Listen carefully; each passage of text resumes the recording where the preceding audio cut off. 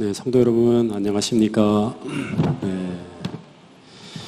남원에서 장막풍에 잘 마치고 돌아왔습니다.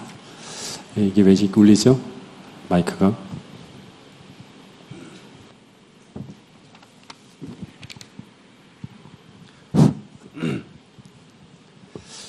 네, 그리고 이제 한 주를 이렇게 보내고 난 후에 그 다음 주에 이제 캄보디아 해외 선교로 한 주를 비우게 되고, 제가 돌아오게 되면 그 다음 주 일요일 날, 아니 안식일 날 밤에 이제 돌아와서 일요일 새벽에 아마 도착하는 일정인 것 같습니다.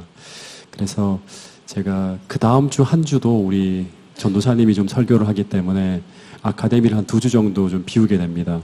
그 사이에 여러분들 기말고사 준비 좀 잘 하시면서 복습을 하셔서 9월 달에 있을 그 기말고사가 아주 은혜롭게 좋은 성적을 통해서 여러분들이 또 다들 이수할 수 있게 되기를 바라겠습니다. 이 마이크를 조금만 더 올려주세요, 볼륨을. 네. 지난번 로마서 1강을 하고 난 후에 이제 피드백이 좀 왔어요. 로마서 내용을 조금 더 공부하고 싶어 한다고 하시는 요청이 있어서 이 로마서의 모든 강의는 아마 2013년도인가 제가 이렇게 아주 오래전에 다 강의한 내용이 있는데 그게 인터넷에 이렇게 올라와 있습니다. 로마서 영상은 없더라도 참조하시면 좋을 것 같고요. 그리고 아카데미 과정 속에서 로마서 전체를 한번 이렇게 다루는 시간을 또 가질 겁니다. 그래도 이 로마서를 공부하고 있는 과정이기 때문에 조금 더 복습의 차원에서 공부하고, 그리고 로마서 나머지 부분까지를 좀 마무리하는 시간으로 오늘을 좀 일정을 좀 진행하도록 하겠습니다. 로마서 1장 2절에 보면 이제 복음이라고 하는 것은 이 복음이라고 하는 것은 무엇인가 하면 하나님께서 선지자를 통해서 그 아들에 관하여 약속하신 내용들이에요. 이게 이제 사도 바울이 로마서를 통해서 이제 이야기하는 복음에 대한 정의예요. 그러니까 하나님께서 그 아들을 통해서 우리에게 베풀어 주시겠다고 하고, 또 그 아들을 통해 우리 안에서 이루시겠다고, 성취하겠다고 약속하신 것이 바로 뭔가 하면 복음이에요. 근데 이거를 이제 이 얘기를 조금 더 풀면 이 복음은 뭐다? 하나님께서 죄인을 구원하시는 구원의 계획이죠. 어떻게 우리 인간을 구원하시는가? 구원의 계획. 이게 바로 이제 복음이라고 말할 수 있어요. 그래서 로마서를 공부할 때 어떻게 우리가 구원을 받게 되는가 하는 그 원리를 공부한다는 차원에서 책을 한번 통째로 공부할 필요가 있어요. 한 절 한 절도 되게 은혜스럽지만 어떻게 구원받게 되는가. 저는 이걸 공부하면서 정로의 계단과 같이 연관지어서 좀 이렇게 그때 로마서를 좀 제가 연구한 적이 있는데, 로마서 1장 6절부터 7절에 보면 하나님은 로마에 있는 그 성도들을 사랑하셔서 성도로 부르셨다고 하는 거예요. 여기 나와요. 이 부르심. 그러니까 구원의 시작은 뭐에서 시작된다? 하나님의 부르심이에요. 그러니까 이 말을 조금 더 풀면 구원의 시작은 우리 안에서 하나님을 향한 어떤 변화나 어떤 개선이 아니라 먼저 하나님의 은혜로 말미암아 시작되었다고 하는 이야기가 성경에 많이 나오죠. 그래서 에베소서 2장 8절 9절에 보면 이 부르심을 이제 은혜로 표현할 수 있거든요. 하나님이 우리 인간을 구원하기 위해서 마련한 그 은혜의 계획인데, 그 은혜에 의하여 믿음으로 말미암아 구원을 받았으니 이것은 너희에게서 난 것이 아니요 하나님의 선물이라. 행위에서 난 것이 아니니 이는 누구든지 자랑하지 못하게 함이라는 이런 말씀이 있어요. 그러니까 그 은혜로 말미암아 우리를 구원을 받았다고 합니다. 그리고 로마서 5장 8절에서는 이런 말씀이 있어요. 자, 이 말씀을 같이 한번 읽어보겠습니다. 시작. 우리가 아직 죄인 되었을 때 그리스도께서 우리를 위하여 죽으심으로 하나님께서 우리에 대한 자기의 사랑을 확증하셨느니라. 네, 우리가 아직 죄인 되었을 때입니다. 우리가 아직 죄인 되었을 때, 아담과 하와가 죄를 짓고 타락했을 때, 아담과 하와는 스스로 하나님을 찾지 않았죠. 하나님을 피해 숨어 있었는데 그런데 그 잃어버린 아담과 하와를 찾기 위해 그들을 부르시며 먼저 찾아오신 분이 누구다? 하나님이셨어요. 예. 그런데 이 모습이 바로 인간이 범죄했을 때 그 잃어버린 인간을 구하기 위해서 이 땅에 인간으로 찾아오신 하나님이신 예수님의 모습이죠. 이걸 가지고 뭐라고 한다? 은혜라고 하는 거예요. 은혜. 하나님께서 은혜로 우리를 부르셨다고 하는 거예요. 예. 그런데 이처럼 우리를 구원하기 위해서 우리를 찾아오셔서 우리를 부르시는 그 하나님의 사랑의 음성을 들을 때, 그때 우리가 이 하나님의 구원을 받기 위해서 우리가 해야 될 일은 뭔가 하면 이 부르심에 어떻게 하는 거예요? 반응하는 거예요. 예. 예. 이걸 가지고 믿음이라고 해요. 이 믿음의 결과가 바로 뭐다? 구원이라고 하는 거예요. 이 구원의 시작은 하나님의 부르심에 시작되었다. 근데 우리가 그 하나님의 부르심에 반응해서 믿음으로 그분 앞으로 나올 때, 제가 여기 있습니다 하면서 나올 때, 첫 번째로 경험하게 되는 것이 무엇일까요? 아담과 하와가 첫 번째로 경험했을 게 뭘까요? 아담아, 아담아 이렇게 부르실 때, 하나님 앞으로 나왔을 때, 이 아담과 하와가 첫 번째로 경험하는 게 뭘까요? 그것은 바로 내가 죄인이라고 하는 것을 깊이 깊이 느끼면서 하나님 앞에 자복하고 굴복하고 회개하는 거예요.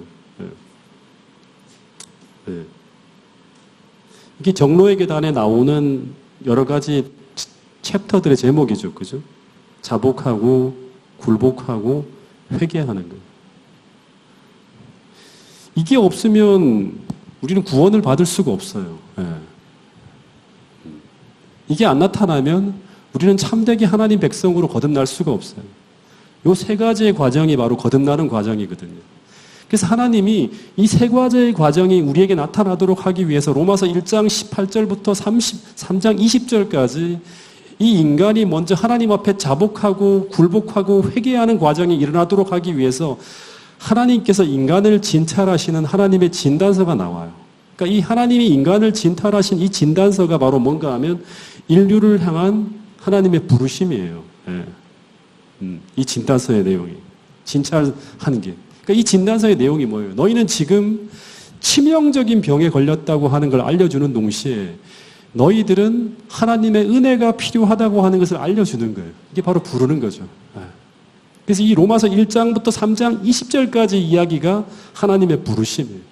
하나님의 부르심. 그래서 우리가 이런 하나님의 부르심을 통해서 그분 앞으로 나올 때, 그때 우리는 이 성령의 조명을 통해서 우리가 죄인이라고 하는 것을 깊이 깊이 인식하게 돼요. 그러면서 자연스럽게 어떻게 된다? 하나님의 구원을 갈망하고 구하게 돼요. 그때 하나님은 우리에게 강제로 이렇게 주는 게 아니라 그렇게 할 때 구하고 자복하고 회개하며 하나님, 주님의 구원이 저에게 필요합니다라고 간절하게 이렇게 구하게 될 때, 그때 하나님은 우리가 구원받을 수 있는 방법을 이제 보여주시는데, 그게 바로 로마서 1장 17절과 3장 21절에 나오는 하나님의 의라고 하는 거예요. 하나님의 의.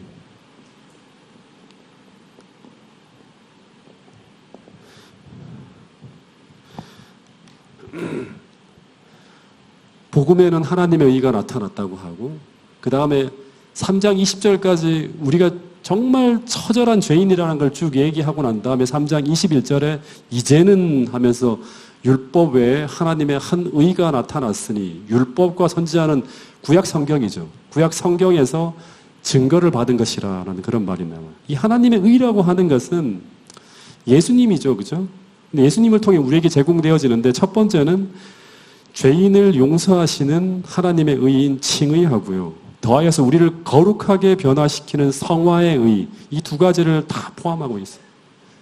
근데 이 하나님의 의는 내가 죄인이라고 하는 것을 인식하고 인정하는 사람, 진실하게 회개하는 자들에게 주어지는 은혜의 선물이에요. 예. 예. 은혜의 선물이에요. 예.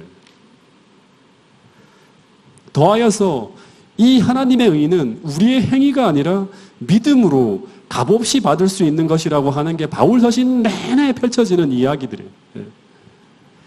그리고 난 다음에 이 사도 바울은 로마서 4장에서 뭐라고 하는가 하면 이렇게 믿음으로 말미암는 구원의 방법이 갑자기 내가 여러분들에게 뚱딴지같이 던져주는 이야기가 아니라 구약 때부터 지금까지 하나님께서 우리를 구원하시는 일관된 방법이라고 하면서 로마서 4장에서 등장시킨 인물이 바로 아브라함 이야기예요.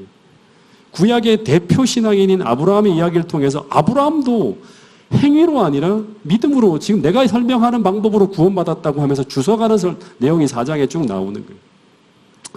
그리고 로마서 5장에 뭐가 나오죠? 이제 지난 시간에는 그냥 이거를 설명하기가 너무 시간이 많이 걸릴 것 같아서 건너뛰었는데 오늘 전체를 다 훑어가기 위해서 하나 좀 설명을 할게요. 로마서 5장은 로마서의 가장 고봉이라고 해요. 가장 어려운 이야기가 나와요. 인류의 두 대표 이야기가 나옵니다. 그 두 대표가 누구하고 누구죠? 한 사람은 아담이고 또 한 사람은 예수님이에요.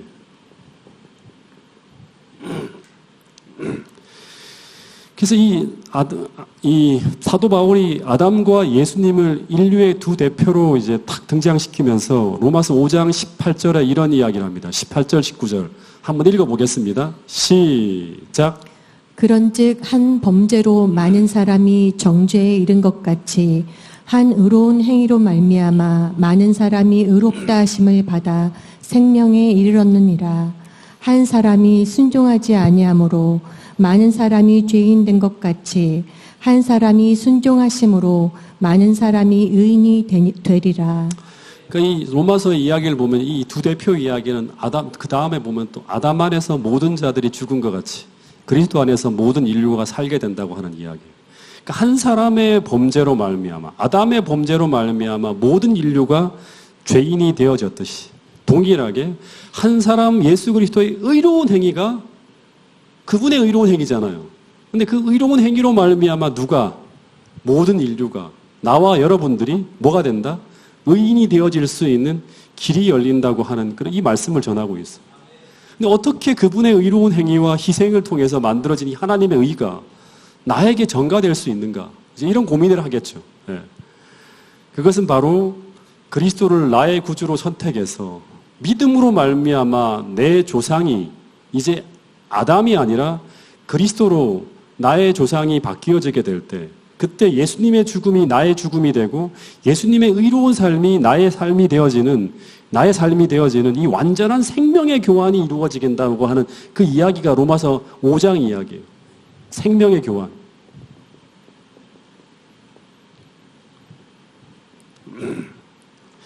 그래서 이 이야기에 이어서요, 로마서 6장 3절부터 6절에 사도 바울이 이 생명의 교환이 이렇게 이루어진다고 하면서 이런 설명을 하고 있어요. 자, 이것도 한번 읽어보겠습니다. 이제 로마서 5장 이야기와 연관시켜서 6장 이야기를 한번 읽어보겠습니다. 시작. 그러므로 우리가 그의 죽으심과 합하여 침례를 받음으로 그와 함께 장사되었나니 이는 아버지의 영광으로 말미암아 그리스도를 죽은 자 가운데서 살리심과 같이 우리로 또한 새 생명 가운데서 행하게 하려 함이라.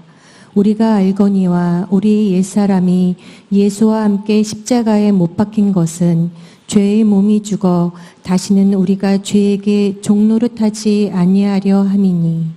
그러니까 이제 이게 뭐냐 그러면 생명의 교환이 이제 일어나야 되거든요. 이걸 거듭남이라고 이제 표현하는데 어떻게 우리가 예수님의 생명으로 거듭날 수 있을까? 그분의 생명이 우리 안에 주입될 수 있을까? 어떻게 우리가 아담의 후예에서 예수 그리스도로 우리의 어떤 그런 이 조상이 바뀔 수 있는가? 그 방법을 6장에 설명하는 거예요. 예. 그건 뭔가 하면 로마서 6장에서는 이 믿음으로 말미암아 산다고 하는 것은 그냥 우리가 생각하는 것처럼 예수님의 그런 어떤 희생과 생애와 그분의 나의 구주 되심을 그냥 지성적으로 이렇게 이제 믿는 게 아니라 믿음으로 살아간다고 하는 것은 어떻게 설명하는가 하면 나의 자아를 온전히 그리스도의 십자가에 못 박는 전적인 굴복과요. 그리고 두 번째는 매 순간 우리 자신을 온전히 주님께 드리는 의지적 선택과 헌신이 일어나는 삶을 이야기한다고 하는 것이 로마서 6장에 계속 반복적으로 이야기하는 거예요. 의의 병기로 하나님께 드리라. 그런 이야기들이 수도 없이 반복되어야 되는 거예요. 우리가 누구에게 헌신하든지 바로 그의 종이 되는 것처럼 우리는 그리스도인으로서 날마다 예수님을 선택하는 의지적 선택을 통해서 우리가 예수님께 우리의 의지를 드리는 그런 삶을 살아가야 된다고 이야기하는 거예요. 그때 우리는 주님이 주시는 새로운 생명으로 살아가는 경험을 하게 된다고 이야기하는 거예요. 그래서 만약에 진짜로 우리가 로마서 6장에 사도 바울이 경험한 그 경험, 우리 자신을 완전히 주님께 굴복하고 내가 그리스도와 십자가에 완전히 못 박히는 그 경험을 하게 될 때, 만약에 정말 새 생명 가운데서 살아가는 그 경험을 하고 있다면 첫 번째 로마서 6장에서는요 어떤 경험을 하게 되는가 하면 죄로부터 해방되어지는 경험을 하게 된다고 하는 거예요.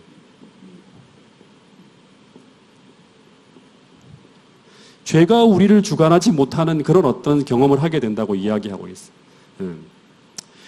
죄의 권세가 깨어지는 거죠. 그리고 로마서 7장에서는 어떤 경험을 하는가 하면 두 번째 사도 바울이 이야기하는 경험은 당시에 모든 유대인들이 이제 속박되어졌던 게 뭐냐 그러면 율법의 속박에서 해방되어진다고 합니다. 이게 로마서 7장 이야기입니다. 6장은 죄로부터, 두 번째 7장에서는 율법의 속박에서부터 해방되어진다고 하는 거예요. 그러니까 율법의 속박에서부터 자유로워진다고 하는 이 이야기는 무엇을 말하는가 하면요. 간단하게 말하면 이 말은 우리가 억지로가 아니라 율법을 지켜야 된다고 하는 생각 속에서 억지로가 아니라 자유롭게 기쁨으로 하나님의 율법을 지킬 수 있는 그런 경험을 하게 된다고 하는 거예요. 너무나 하나님의 율법을 순종하며 살아가는 게 자발적으로 행복하게 순종하는 경험을 하게 된다고 하는 거예요. 그런데 이제 7장 이야기를 지난번에 이제 그 어떤 한 분이 조금 더 자세하게 듣고 싶다고 했는데 이제 그 이야기를 조금 더 나누겠습니다. 정말 우리가 참으로 거듭나고 그래서 예수님의 생명이 우리 안에 들어왔다면 우리 안에는 어떤 일이 벌어지게 되는가 하면 이제 아마 모든 지금 태능교회 거의 대부분의 성도들이 이 로마서 7장의 경험을 하게 될 것이라는 생각이 들어요. 어떤 경험을 하게 되는가 하면 우리 안에는 이런 내적인 갈등과 투쟁이 일어난다고 하는 거예요.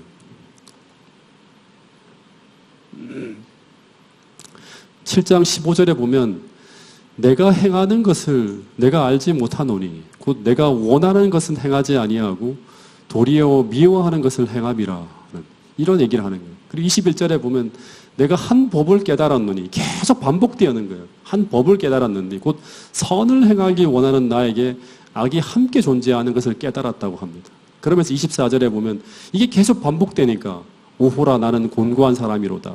이 사망의 몸에서 누가 나를 건져내랴. 이런 고민을 하며 살아간다고 하는 거예요. 이게 어떤 사람인가 하면 거듭난 사람의 어떤 삶의 그 내적인 경험들이에요. 이걸 쭉 설명하는 거예요. 근데 왜 이런 우리가 거듭났음에도 불구하고 왜 이런 경험을 우리가 하게 되는가? 그 이유는 그 이유는 무엇 때문인가 하면 내 안에 이전에 없던 새로운 마음이, 새로운 생명이 우리 안에 심겨졌기 때문에 그렇다고 하는 거예요. 투쟁이 벌어지는 거예요. 그래서 이 투쟁의 양상을 설명하는 가운데 로마서 7장 22절, 23절에 바울은 이런 얘기를 하는데 이거 굉장히 중요한 얘기입니다. 이 말씀을 한번 같이 읽어보겠습니다. 에어컨 하나만 좀 꺼주실래요? 너무 시끄럽네요, 여기가. 자, 읽어보겠습니다. 시작. 내 속사람으로는 하나님의 법을 즐거워하되 내 지체 속에서 한 다른 법이 내 마음의 법과 싸워 내 지체 속에 있는 죄의 법으로 나를 사로잡는 것을 보는도다. 오호라 나는 공고한 사람이로다. 이 사망의 몸에서 누가 나를 건져내랴. 거기 보니까 내 속사람, 나의 거듭난 마음으로는 하나님의 법을 즐거워하는데 내 지체 속에, 육체 속에 다른 한 법이 내 마음의 법과 싸워서 내 지체 속에 있는 죄의 법 아래로 나를 사로잡아 오는 것을 보는도다. 그러면서 오호라 나는 곤고한 사람이로다. 누가 이 사망의 몸에서 건져내랴. 이런 얘기를 하고 있어요. 제가 아주 젊은 시절에 20대 때 경험했던 건데요. 시골 생활을 너무너무 하고 싶어갖고 제가 학교를 이제 휴학하고 시골에 있는 어느 집사님 댁에서 이제 한 몇 달 동안 산 적이 있어요. 근데 그 집사님이 이제 갑자기 그 시골에서 집을 팔고 나오는 바람에 제가 시골에 있을 곳이 없어서 제가 이제 어디로 갔는가 하면 그 시골에서 운영하는 한 전원학교에서 어떻게 하다 딱 한 달을 보낼 수 있는 기회가 생겨서 거기서 한 달을 보내게 됩니다. 근데 제가 이제 거기에 이제 들어가자마자 그 전원학교에 한 친구가 이제 입학을 했는데 중학교 1학년쯤 되는 학생인데 이 친구 때문에 학교가 아주 고민이 되었어요. 너무 말썽꾸러기 하나가 들어온 거예요. 감당이 안 되는 친구였어요. 이 친구는 너무 자유분방한 친구인데 이 전원학교라고 하는 곳은 딱 짜여진 생활과 아주 거룩한 삶을 훈련하기 위해서 이제 모든 프로그램이 짜여 있기 때문에 이 친구가 그 생활에 적응이 안 되는 거예요. 스스로도 고통스럽고 다른 친구들에게 계속 불편함을 주는 그런 이제 행동을 하게 되었어요. 제가 어느 날 이 친구를 딱 불러다 놓고 그 아이와 정말 마음으로 장시간 같이 좀 이야기 좀 하자고 이야기했는데 이 친구가 하는 말이 뭔가 하면 자신도 정말 형이 말하는 대로 그렇게 살려고 수도 없이 결심하고 노력한대요. 근데 내가 원하는 대로 되지 않고 자신이 정말 그렇게 살지 않기를 바라는 그대로 자꾸 행동을 하게 된다고 하는 거예요. 너무나 힘들다고 하는 그런 얘기를 하는 거예요. 매일같이 혼나고 야단 맞고 하니까. 그래도 상담을 하고 난 다음에도 계속 말썽이 이제 계속 지속되니까 나중에 이 친구가 그곳을 떠나게 됐는데 근데 이 친구의 부모님은 이 친구가 그곳에 머물게만 하면 거룩한 학생으로 변화가 일어날 것이라고 하는 소망을 가지고 그곳에 보낸 거예요. 근데 여러분 환경이 바뀐다고 하더라도 의지가 아주 강하다고 하더라도 그것이 어느 정도 도움을 될 수 있지만 그 결심과 환경과 교육만으로는 뭐가 일어날 수 없다? 참된 변화가 일어날 수 없다고 하는 거예요. 이 참된 변화라고 하는 건 뭐냐 그러면 기쁨으로 즐거움으로 하나님의 모든 율법을 순종하는 거예요. 이게 참된 변화라고 하는 거예요. 이제 이런 문제에 대한 부분들을 이제 좀 설명할 수 있는 성경 구절이 바로 이제 방금 전에 본 로마서 7장 22절부터 24절의 말씀인데요. 사도 바울은 이 죄를 뭐로 규정하는가 하면 죄의 법이라고 이렇게 말하고 있어요. 이 죄의 법. 그러니까 하나의 행위가 아니라 법이라고 하는 건 뭐냐? 법칙을 말하는 거거든요. 그러니까 중력의 법칙이라게 하는 뭐예요? 모든 것들을 지구 중심으로 끌어당기는 게 바로 중력의 법칙이죠. 근데 이 중력의 법칙은 가끔 이렇게 작용하는 게 아니라 항상 끊임없이 작용하는 힘이에요. 그러니까 그런 것처럼 이 죄의 법이라고 하는 것은 뭔가 하면 항상 끊임없이 우리를 죄악으로 막 이끌고 가려고 우리의 본성에 작용하는 어떤 힘이 바로 뭔가 하면 이 죄의 법이라고 하는 거예요. 어떤 때는 뭐 약해졌다, 어떤 때 강해졌다고 하는 게 아니라 계속 항상 작용하는 거예요. 근데 이것에 맞서서 우리가 진짜 의로운 삶을 살아가려면 우리에게는 무엇이 필요한가 하면 일시적인 결심이나 일시적으로 강해졌다가 약해졌다 하는 우린 변덕스러운 의지가 아니라 우리에게도 하나의 법칙처럼 항구적으로 작용하면서 우리를 지배하는 새로운 힘이 우리 안에 들어와야 된다고 하는 것이 바로 뭔가 하면 이 로마서 7장의 이야기예요. 그래서 이 힘이 들어오지 않는 한 나는 어떤 상태로 간다? 곤고한 상태로 간다는 거예요. 곤고한 상태로 간다는 거예요. 해결이 안 되는 거예요. 단지 거듭난 가운데 내 안에 있는 어떤 의지만으로는 극복이 안 되는 거예요. 끊임없이 나를 사로잡는 것을 본다고 하는 거예요. 그래서 로마서 8장 1절부터 3절에 사도 바울이 이런 말을 하고 있는데요. 자, 이 말씀 같이 한번 읽어보겠습니다. 시작. 그러므로 이제 그리스도 예수 안에 있는 자에게는 결코 정죄함이 없나니 이는 그리스도 예수 안에 있는 생명의 성령의 법이 죄와 사망의 법에서 너를 해방하였음이라. 율법이 육신으로 말미암아 연약하여 할 수 없는 그것을 하나님은 하시나니 곧 죄로 말미암아 자기 아들을 죄 있는 육신의 모양으로 보내어 육신의 죄를 정하사 육신을 따르지 않고 그 영을 따라 행하는 우리에게 율법의 요구가 이루어지게 하려 하심이니라. 제가 한 수도 없이 수십 번 아니면 뭐 100번도 읽었던 말씀일 것 같아요. 수도 없이 읽었던 말씀이에요. 아마 사도 바울이 이 글을 쓸 때 굉장히 강경한 어떤 그런 어조로 아주 강력하게 호소하듯이 이 글을 썼다는 생각이 들 정도로 그런 이제 마음, 감정을 가지고 제가 이 글을 여러 번 읽었는데 여기 보면 두 가지의 법이 나오죠. 하나는 죄와 사망의 법이 있어요. 이걸 원래 1시간 넘게 강의할 내용인데 간단하게 오늘 로마서 끝까지 가는 가운데서 잠깐 들려서 설명하는 거기 때문에 나중에 충분하게 우리가 공부할 시간이 있었으면 좋겠습니다. 또 하나는 뭐가 있다? 생명의 성령의 법이 있어요.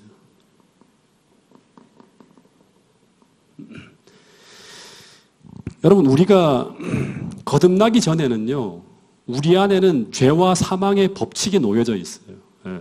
즉, 우리가 죄인이라고 하는 것은 하나의 죄된 행동 하나 때문이 아니라 이 죄의 법칙이 우리 마음에 놓여져 있기 때문이에요.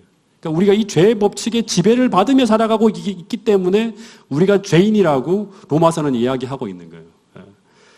그래서 우리가 의인이 되기 위해서는 그냥 오늘 우리가 선한 행동 한 번을 해서 의인이 되는 것이 아니라 오늘 우리 안에 놓여진 이 죄의 법칙이 무너지고 죄와 사망의 법칙이 무너지고 우리 안에 새로운 의의 법칙이 우리 안에 놓여져서 그것이 우리를 지배하고 통치하는 새로운 시대가 열려야지만 우리가 의인이 된다고 하는 거예요. 우리의 주소가 사망에서 생명으로 옮겨가는 거예요. 사망의 법칙에서 생명의 법칙으로 옮겨가는 거예요. 근데 이 법을 바울은 생명의 성령의 법이라고 표현하고 있어요. 이 법이 우리 안에 놓여지지 않으면 우리는 죄의 법에 놓여지지 않으면 우리는 계속 끝없이 죄의 법의 지배를 받게 되는 거예요. 근데 이 생명의 성령의 법이 우리 안에 놓여지면 우리는 죄의 법의 지배를 받지 않게 되고 더하여 자발적으로 하나님의 율법을 지키는 자들로 거듭날 수 있게 된다고 하는 거예요. 여러분, 그래서 어떻게 이 죄의 법에서 우리가 생명의 성령의 법으로 바뀌어지는 그런 지배를 받을 수 있을까? 이 방법을 계속 얘기하는 거예요. 6장부터 봐야 되는 거예요. 그러니까 6장부터 계속 설명하고 있는 게 뭐냐 그러면 우리의 의지를 전적으로 주님 앞에 굴복하여 드리라고 하는 거예요. 이게 첫 시작이에요. 이게 안 되면 나머지 모든 것들은 다 이론으로 끝나는 거예요. 그 다음 두 번째 로마서 8장에서 끊임없이 설명하는 게 뭐냐 그러면 제 눈에 쏙쏙 들어오는 게 뭐냐 그러면 매번 갈등이 벌어질 때마다 육신을 따르지 않고 그 영을 쫓아 행할 때 우리의 생각과 마음이 누가 지배한다? 성령의 지배를 받게 되고 그때 우리는 무슨 일이 벌어지는가 하면 하나님과 하나가 되는 거예요. 예수님의 생명이 우리 안에 들어와서 하나님께서 우리를 지배하는 상태로 살아가게 되는 거예요. 그러면 어떤 일이 벌어지는가 하면 로마서 8장에 너무나 감동적인 모든 말씀들이 다 우리의 것이 될 수 있다고 하는 거예요. 그런즉 이 일에 대하여 우리가 무슨 말하리요? 하나님이 만일 우리를 위하시면 누가 우리를 대적하리요 하는 거예요. 하나님이 우리를 위하시면 하나님께서 우리 안에 계시면 누가 우리를 대적할 수 있으리요? 우리가 어떤 환난이나 곤고나 기근이나 적신이나 위험이나 칼이 우리를 넘어뜨리려 한다 하더라도 우리는 이 모든 일에 우리를 사랑하시는 이로 말미암아 어떻게 이긴다? 넉넉히 이기는 힘을 얻게 된다고 하는 거예요. 이게 복음이잖아요. 근데 이게 여기서 아름다운 문구로 끝나는 게 아니라 6장부터 아니 3장 1장부터 쭉 이야기의 하나의 결론으로 이게 나타나는 거예요. 그리고 우리는 그 어떤 어려움 속에서도 끊어지지 않는 하나님의 사랑을 경험하게 될 것이라고 하면서 로마서 8장 이야기가 끝이 나는 거예요. 근데 저는 이 모든 이야기들이 사도 바울이 3차 선교 여행까지의 모든 어떤 경험을 통해서 자신이 경험했던 이야기를 하고 있는 거예요. 내가 이걸 경험했다고 하는 거예요. 그 이야기가 쭉 로마서 8장 하단에 쭉 설명되어지는 거예요. 여러분, 이 경험이 태능교회 모든 성도들의 경험이 될 수 있기를 간절히 바라겠습니다. 이런 경험을 통해서 우리는 마지막 때 야곱의 환난을 극복하며 나갈 수 있다고 하는 것입니다. 여기까지가 로마서의 교리 부분이에요. 9장부터 이제 11장까지의 주제는 어떤 주제인가 하면 왜 유대인들은 구원을 받지 못했는가에 대한 설명이에요. 왜 하나님의 말씀을 소유했고 하나님의 선택을 받은 이스라엘 백성들이 왜 구원을 받지 못했는가? 왜 그들이 메시아를 거부했는가 하는 거. 거기에 대한 8장, 9장에 쭉 얘기가 나오는데 한 성경절만 좀 소개를 하면 로마서 9장 30절부터 32절에 보면 어떤 얘기가 나오는가 하면 그들은 하나님을 믿는 믿음으로 살지 않고 어떻게 살았다? 자신의 행위를 의지해서 살아왔기 때문이라고 하는 거예요. 이게 로마서 이야기잖아요. 그러면서 9장 27절에 우리가 참 잘 아는 성경절이 하나 나오는데요. 이스라엘 뭇 자손이 바다 모래와 같을지라도 오직 누구만이 구원을 얻게 된다? 남은 자만이 구원을 얻게 된다. 그런 결론이 만들어집니다. 그 남은 자가 누구예요? 사도 바울이나 유대인 중에 남은 자, 베드로나 요한이나 야고보 같은 그런 사람들이죠. 근데 이 사람들은 어떤 사람인가? 또 이야기하면 행함이 아니라 믿음으로 하나님과 바른 관계를 맺고 그들을 인도하시는 하나님의 은혜 가운데서 살아갔던 사람이라고 하는 것이죠. 예. 여러분 마찬가지로 오늘 우리가 진리를 소유한 백성이지만 오늘 우리도 동일하게 믿음으로 살지 않고 오늘 우리가 육신적인 힘만을 가지고 살아가고 있다면 우리는 분명 성령의 역사를 경험하지 못할 것이고 그 결과는 어떤 길로 간다? 이 유대인들의 전철을 밟게 된다고 하는 것이 로마서 9장에 나오는 하나의 이야기라고 하는 것입니다. 여러분 그래서 오늘 또다시 이 9장의 이야기를 통해서 오늘 우리가 남은 자라고 하면 오늘 우리는 로마서 지금 8장까지 쭉 이야기 속에서 믿음으로 오늘 우리는 살아가고 있는 사람이 될 것이고 그 결과가 그리스도의 생명이 끝없이 우리에게 부어지는 더 풍성하게 복음을 누리고 복음 속에서 행복하게 경험을 하는 그런 믿음의 삶을 살아가는 사람들이 우리 태능교회 모든 성도들이 될 수 있을 것이라고 저는 믿습니다. 그 경험을 우리 모두가 하기 위해서 끊임없이 말씀을 통해서 여러분 자신을 점검할 수 있는 저와 여러분들이 될 수 있기를 간절히 바라겠습니다. 10장에서는 또 유대인들이 구원을 받지 못한 또 한 가지 이유를 설명하는데요. 2절, 3절 말씀은 같이 한번 읽어보겠습니다. 다 우리가 새겨야 될 말씀이거든요. 말씀은 가지고 있는데 진리를 가지고 있는데 왜 이들이 구원을 받지 못했는가? 왜 이들이 남은 자가 되지 못했는가? 같이 읽어보겠습니다. 시작. 내가 증언하노니 그들이 하나님께 열심히 있으나 올바른 지식을 따른 것이 아니니라. 하나님의 의를 모르고 자기의 의를 세우려고 힘써 하나님의 의에 복종하지 아니하였느니라. 그러니까 여기 보면 그들은 하나님께 열심히 있었으나 올바른 지식을 따른 것이 아니라 하나님의 의를 모르고 그 다음에 누구의 의를 세우려고 했다? 자기의 의를 세우려고 했다는 거예요. 그러니까 하나님의 의를 모르면 누구의 의를 세울 수 있다? 자기의 의를 세울 수 있어요. 그러면서 힘써 하나님의 의에 복종하지 않았기 때문이라고 하는 거예요. 근데 이 하나님의 의가 무엇인가 하면 그 다음 절에 보면 그리스도예요, 그리스도. 그래서 이 하나님의 의를 세운다고 하는 것은 뭔가 그리스도를 우리 안에 모시는 거예요. 예. 그래서 그 뒤에 내용들 9절부터 쭉 나오는 13절까지의 이야기를 보면 이 그리스도를 우리가 입으로 시인하고 하나님께서 그를 죽은 자 가운데 살리신 것을 우리 마음에 믿으면 그 사람이 유대인이든지 헬라인이든지 누구든지 구원을 얻게 된다고 하는 이야기로 결론이 쭉 지어져요. 누구든지 예수님의 필요를 느끼고 마음으로 부르게 되면 그 사람은 구원을 얻게 된다고 하는 거예요. 그래서 이 믿음을 갖기 위해서 17절에 보면 우리는 하나님의 말씀을 끝없이 들어야 된다. 믿음은 들음에서 난다. 그 들음은 하나님의 말씀이다라고 하는 그런 이야기가 나오는 거예요. 여러분 그래서 오늘 또다시 내가 마음으로 정말 예수님을 신뢰하고 그분을 모시고 그 믿음으로 오늘 살고 있는지 여러분과 제 자신을 한번 점검해 볼 수 있기를 바라겠습니다. 그리고 11장에서는 빨리빨리 넘어갑니다. 11장에서는 그러면 이스라엘이 왜 하나님을 거절했는데 하나님은 그들을 완전히 버렸는가? 그렇지 않고 이스라엘이 복음을 거절함으로 이 복음이 이방인으로 퍼져가는 계기를 만들었고 그 때문에 이스라엘을 분기시켜서 다시금 구원을 받게 하시려 한다는 이야기가 쭉 나와요. 그러니까 국가적으로는 이스라엘이 버림을 반항했지만 이스라엘 백성 한 개인에 대한 구원을 하나님은 포기하지 않았다고 하는 이 설명이 11장에 쭉 이어지는 걸 볼 수 있습니다. 그리고 이제 12장부터 마지막까지 이제 구원받은 사람들은 구체적으로 어떻게 살아야 되는가 하는 그런 내용이 나옵니다. 이 12장은 우리가 진짜 잘 아는 말씀이죠. 잘 아는 말씀들이 담긴 그런 장인데요. 15분인데 한 5분 정도 해서 나머지 부분을 좀 정리해 보도록 하겠습니다. 12장부터의 이야기는 뭐냐? 그러므로라는 말이 나와요. 이 그러므로라고 한 말은 너희가 믿음으로 구원을 받은 사람이라면 진짜 예수님께서 너희 안에 거하시는 사람이라면 첫 번째 이야기는 뭐냐 그러면 너희는 하나님이 기뻐하시는 산 제사로 너희 개인을 드리라고 명령을 해요. 예.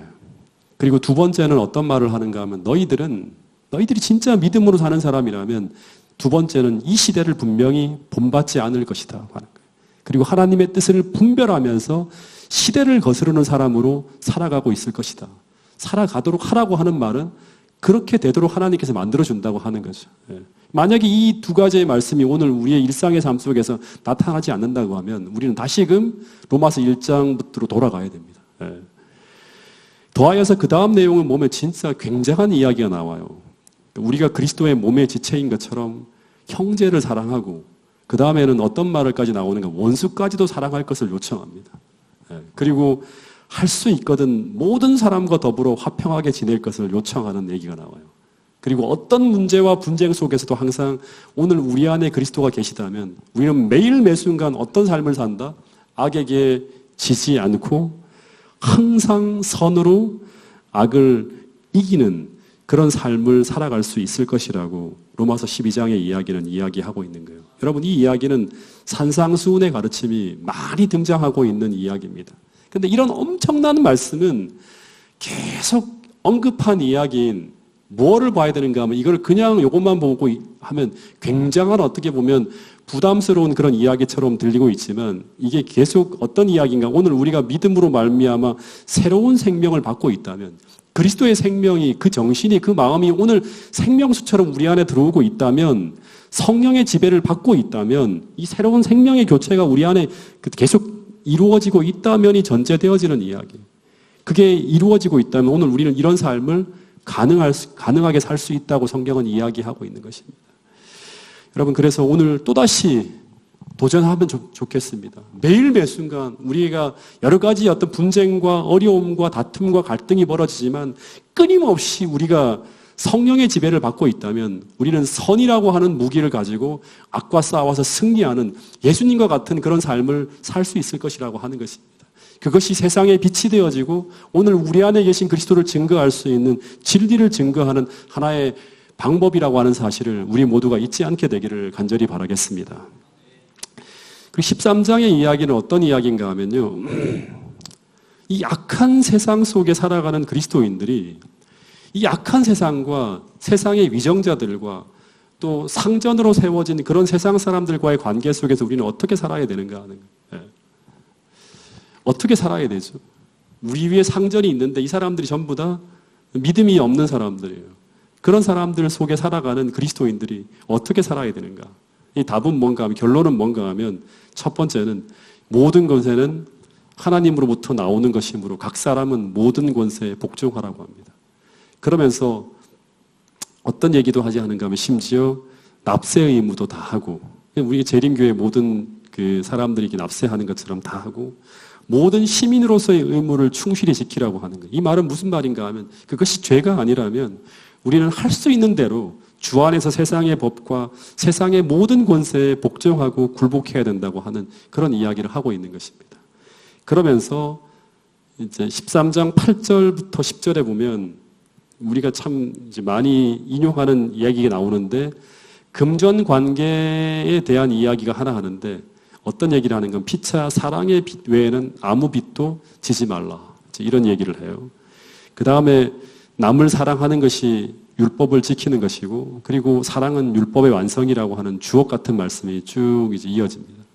그러니까 이 하나하나가 또다시 말하지만 믿음으로 살아가는 사람들, 그 사람들은 끝없이 사랑을 베풀면서 복종하고 순종하고 끝없이 베풀면서 계속 율법을 완성하는 사람들이 누구인가 하면 믿음으로 사는 사람이라고 하는 거예요. 그리고 이제 마지막 14장의 이야기를 보는데요. 로마 교회 안에 발생한 한 문제 때문에 이제 이 14장 이야기 나옵니다. 이제 이 문제 내용이 뭔가 하면 그 우상 제물을 먹지 않기 위해 채식을 하는 사람들이 있었고요. 그 다음에 어떤 사람들은 그냥 뭐 우상에게 바쳐진 음식이 이제 시장에 나오는 게 막 섞여 있으니까 이게 이제 뭔지 상관없다 하면서 고기를 편하게 먹는 사람들도 있고 또 어떤 사람들은 이날 저날을 아주 철저하게 지키는 사람들, 뭐 월삭이라든가 이런 것들을 지키는 사람들이 있고 또 여기에 대해서 비교적 자유로운 사람들이 있는데 이 사람들 사이에 분쟁이 벌어진 거예요. 그래서 사도 바울에게 해결해 달라고 하면서 요청을 한 거예요.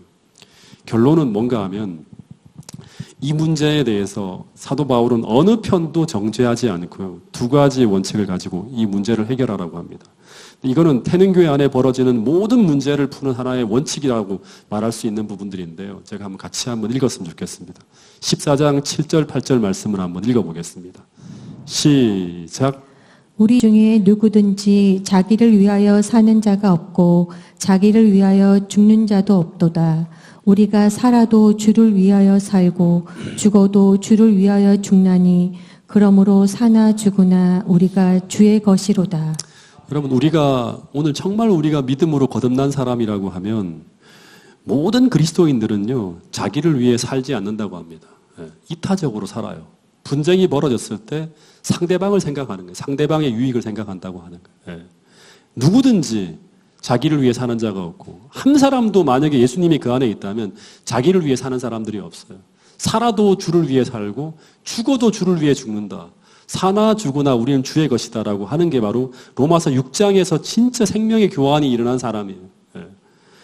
그래서 어떤 형제가 이 일로 근심하게 되면 그것이 죄가 아니라면 형제를 위해서 우리가 하고 있는 여러 가지 원칙이라 할지라도 이게 본질적인 것이 아니라면 포기하고 철회하고 양보하는 것이 믿음으로 살아가는 그리스도의 모습이라고, 그리스도인의 모습이라고 이야기하고 있는 것입니다.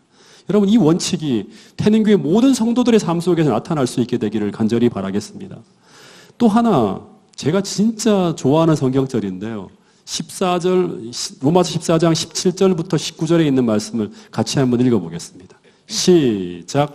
하나님의 나라는 먹는 것과 마시는 것이 아니요 오직 성령 안에 있는 의와 평강과 희락이라. 이로써 그리스도를 섬기는 자는 하나님을 기쁘시게 하며 사람에게도 칭찬을 받느니라. 그러므로 우리가 화평의 일과 서로 덕을 세우는 일을 힘쓰나니. 예, 여기 보니까 바울은 하나님 나라는 먹는 것과 마시는 것이 아니에요. 그러니까 본질적인 비본질적인 것들을 막 가지고 논쟁하는 게 아니라고 하는 거예요. 오직 성령 안에 있는 의와 평강과 희락이 나타나는 곳이 바로 하나님 나라라고 하는 굉장히 유명한 말을 한 거예요. 그러니까 즉 이 말은 무슨 말인가 하면 비본질적인 것으로 다투는 것이 아니라 진짜 하나님이 주신 더 큰 비전, 성령 안에서 의를 이루고 사랑 안에서 평안하고 하나님이 주시는 기쁨이 충만한 곳, 이것이 바로 뭔가 하면 하나님 나라라고 하는 거예요. 이 공동체가 이런 어떤 공동체의 요소를 하나하나 다 갖추고 있는 교회가 태능교회가 될 수 있기를 간절히 바라겠습니다. 우리가 지향해야 될 모습이라고 하는 사실을 꼭 기억할 수 있게 되기를 간절히 바라겠습니다. 15장은 이제 12장부터 쭉 이어진 명령들의 결론으로 정리하는 이야기가 나오고요. 16장은 문안 인사로 끝나게 됩니다. 로마서를 다 훑었습니다. 여러분, 오늘 다시 한번 그 로마서에 담겨있는 이 귀한 구원의 기별, 이 복음을 잘 이해하고 12장부터 나오는 이 16장까지 이어지는 모든 내용들이 우리 공동체의 한 분 한 분의 성도들의 삶 속에 담겨지고요. 태능교회의 어떤 태능교회라고 하는 공동체 안에 담겨지는 그런 아름다운 모습이 되어서 정말 사도행전과 같은 그런 교회를 이루어내는 그런 교회가 태능교회가 될 수 있기를 간절히 바라면서 오늘 말씀을 줄이도록 하겠습니다.